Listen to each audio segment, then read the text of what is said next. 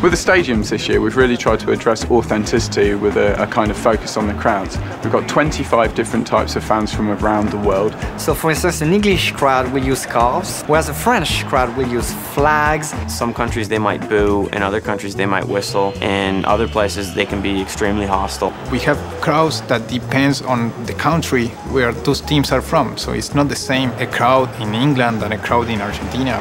They have different gestures when they chant. Chants are a huge portion of our game. That's something that the fan identifies with most. So we've actually recorded some fantastic crowd chants from Brazil and Mexico, and they sound absolutely amazing. The other challenge then becomes content of these chants, because as you know, most of these chants aren't necessarily PG rated.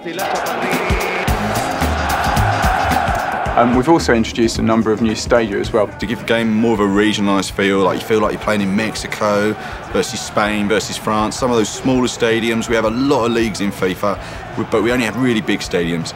So we've added, I think, maybe 15 new generic stadiums to give the game much more of a global feel, and also to give some stadiums for the smaller clubs. We sent a contractor to several stadiums in Brazil with a simulation of almost like a human head. It's a ball with several microphone capsules in it. It captures 5.1 surround sound. What you hear coming out of your surround sound speakers is what you would hear if you were sitting exactly where that microphone was.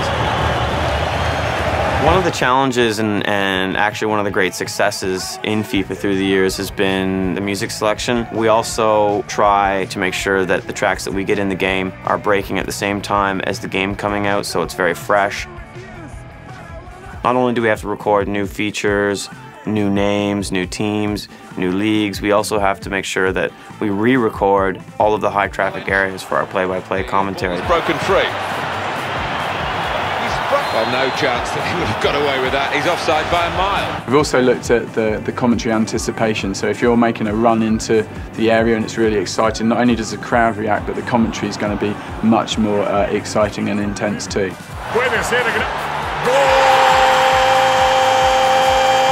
The commentary system itself has its own sort of AI, which listens to the gameplay AI and makes decisions on what it should or shouldn't say.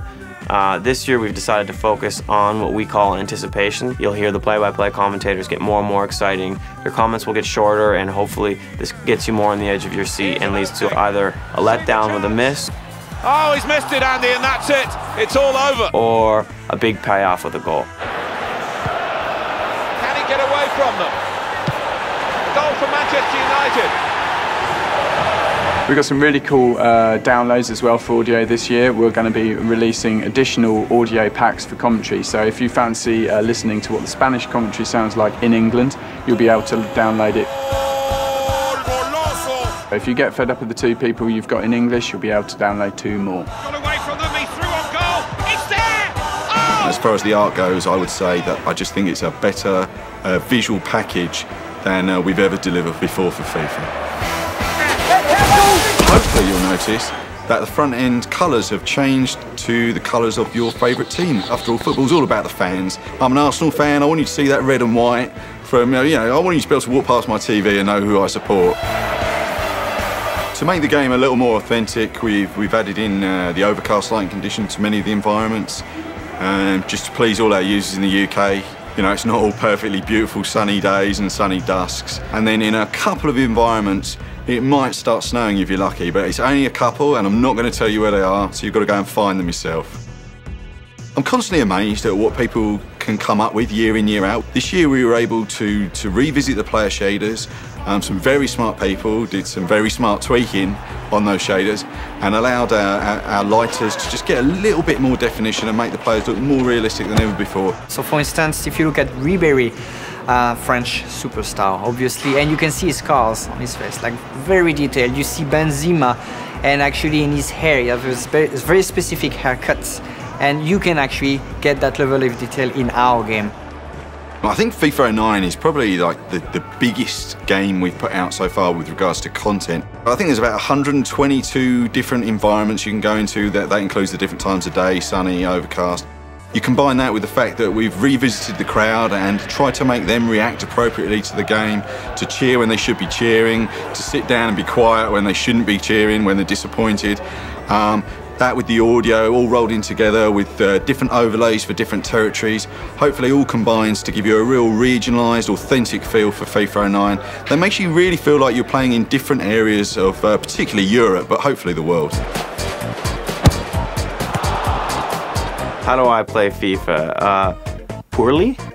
I get beat a lot. So I'm a fairly typical casual FIFA gamer. I like to play, I like to play against my mates basically, preferably after a couple of beers. Lots of trash talking going on, lots of name calling, pretty loud experience. That's how I love to play it. I love to play Arsenal versus a Spurs fan and just really beat them, nail them into the ground. That's what I enjoy, and then plenty of gloating afterwards.